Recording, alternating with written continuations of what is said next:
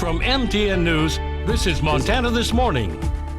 Jumping into icy waters for a cause. We caught up with some of those who braved the wind and cold in this year's President Polar Plunge.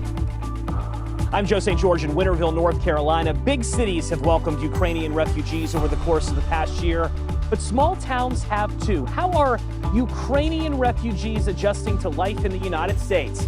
We bring you one compelling story next. 6:31 on this Monday. Chet Lehman, Jane McDonald, Matt Elwell with you here. What a difference a week will make. I'm looking at the 41 right now, according to your map in Whitehall. We're not going to see that for a while. We're not, and it's deceiving because we do have a lot of wind out there. There may be a few rain-snow mix showers trying to move through. As it stands now, I think tonight, tomorrow, and Wednesday, be on guard. Temperatures are actually fairly mild, but we do have a touch of wind out there. Expecting to see a few spotty showers. I don't think it's a difference maker overall, but the blowing and drifting snow could affect your driving at times today, and then we're going to see the big changes moving in. Daytime highs into the 30s. Decent amount of wind through the afternoon. In fact, Rocky Mountain front just getting hammered with snow and wind for the early morning. We're going to see a lot of that moving our direction. I'll give you the detailed forecast coming up in just a few minutes. It does include snow and extreme cold. That's coming up here in about 10. All right, thank you very much, Matt. Well, a major cleanup is underway in Ohio 2 weeks after a train carrying hazardous materials derailed, followed by toxic gas seeping into the air. Many are worried about the potential health impacts. Now, MTN's Kelsey Marison spoke with two sisters originally from Billings who now live 90 minutes from the train derailment involving those chemicals. They say that is even too close for comfort. The vibe that I'm getting from people around here truly is more concern for that community. How does a small community like that recover? People deserve an explanation as to why this happened. Is it safe for future generations? Those people that have babies, those people are going to have cancer maybe, or those people are going to have respiratory issues because of what Lots they're of breathing questions, in. Like the water, if you're drinking the water, you're showering in the water, like what? We'll definitely continue to follow here on Montana This Morning. 6:33 now. President Biden will travel to Poland tonight to mark 1 year since the start of Ukraine's war with Russia. Russia first attacked Ukraine on February 24th of last year. Since then, the war has raged, taking thousands of lives, costing billions of dollars, and resulting in thousands of refugees fleeing to other countries worldwide. Now, 1 year after the start of our war, our Joe St. George is checking in with one Ukrainian who fled to the United States to get their perspective on the fight and how they're adjusting to life here. Let's go. This is not a story about a family basketball game. There you go. But it is a story about a family, one that has grown this past.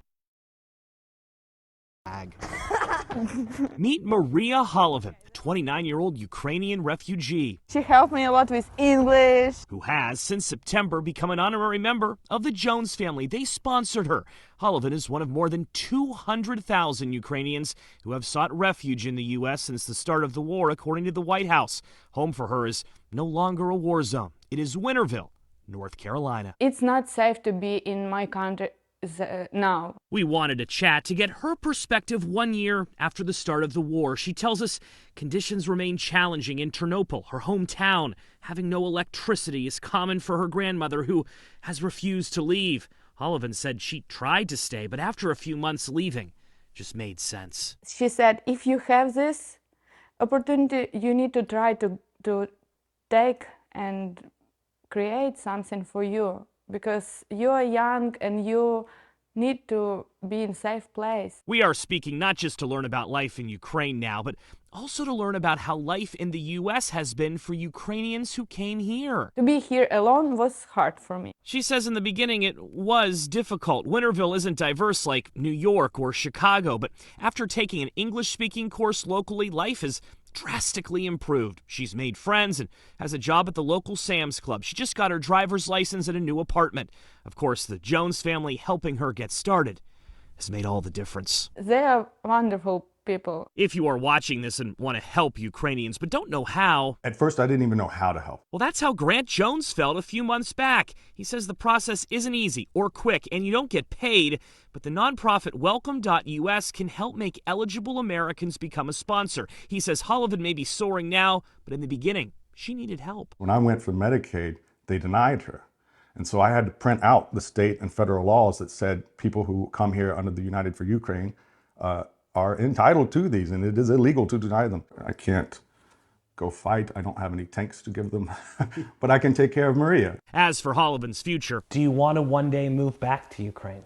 Of course. while she does love North Carolina, home will always be in Ukraine. Books on her nightstand and images on her bedroom wall serve as hope this war will one day end. Do you worry that Russia will win? Never.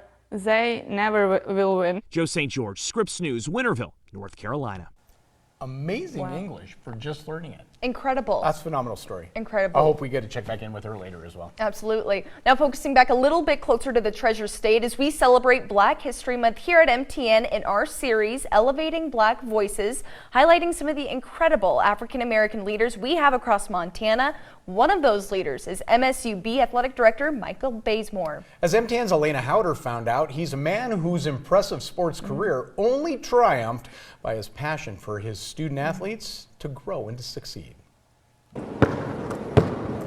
Basketball may have been Philly native Michael Bazemore's first love, but football was the sport that changed his life forever. Once I got the football bug, it just kind of stuck. Like naturally, I was good at it, and I just listened a lot, was coachable, and just been riding the wave ever since. That wave started right out of high school when he was recruited to play for the Spartans as a defensive end at Michigan State. I definitely, am nostalgic and go back like, oh man, if I could just, started more games or did this, did that, I for sure would have definitely been a more high-profile selection for the NFL and whatnot. His talents, however, did get him recruited to play in the Indoor Football League for the Billings Outlaws back in 2007. Honestly, just kind of took a leap of faith and flew out to Billings, and the rest is kind of history. Bazemore helped the Outlaws win 2 championships in the 3 years he played. He finally retired from football after a year-long stint with the Sioux Falls Storm. My body was getting beat up, and I knew at some point in time I was going to have to give the football playing dream,